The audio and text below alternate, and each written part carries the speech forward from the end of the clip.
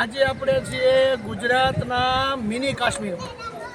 હા મિત્રો, આપણે છીએ આજે નર્મદા જિલ્લામાં, નર્મદા જિલ્લાના એકતા નગરમાં। તમે જોઈ શકો છો મિત્રો, નર્મદા નદી ઉછળતી, કૂદતી, નાચતી, ખળખળ વહેતી આ નદી। તમે દૂર સામા પારે તમે જોઈ શકો છો, અહીંયા છે સ્ટેચ્યુ ઓફ યુનિટી। મિત્રો, આપણે અહીંયા છીએ સાધુ બેટ। સાધુ બેટ પર આવેલું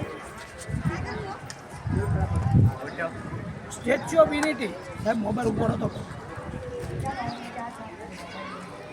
આ સ્ટેચ્યુ ઓફ યુનિટી ઉપર એમ કહેવાય કે 2013ના સમયમાં મુખ્યમંત્રી નરેન્દ્રભાઈ મોદી જે વડાપ્રધાન બન્યા ત્યારબાદ ગુજરાતના પ્રથમ મહિલા મુખ્યમંત્રી આનંદીબેન પટેલ દ્વારા એ સમયમાં આ સ્ટેચ્યુ ઓફ યુનિટીનો પાયો નાખી અને 182 મીટર આ સ્ટેચ્યુ ઓફ યુનિટી વિશ્વની એમ કહેવાય કે એક અજાયબી બની અને લોકોનું પ્રવાસીનું આજે આ સ્થળ, આ હબ તમે જોઈ શકો છો। અહીંયા હું તમને બતાવી શકું છું। અહીંયા તમે આવો,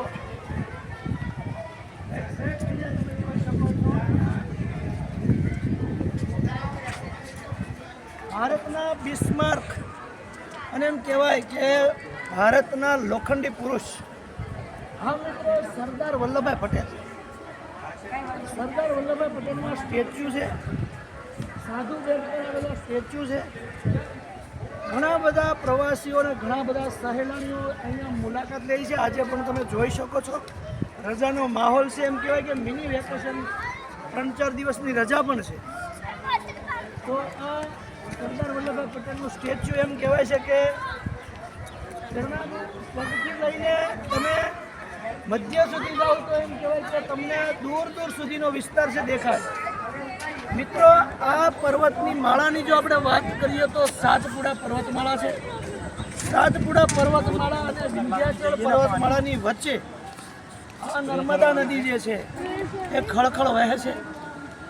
આ નર્મદા નદી પર આપણે જોઈએ છે સરદાર સરોવર ડેમ પણ આવેલો છે।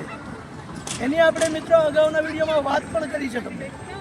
તો મિત્રો, આજે આપણે અહીંયા સુધી રાખીએ છીએ, એકતા નગરની મુલાકાતે આવ્યા છીએ।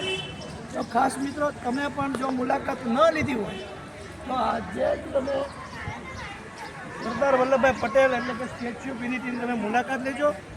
અહીંયા સુધી રાખીએ છીએ મિત્રો। જય ભારત।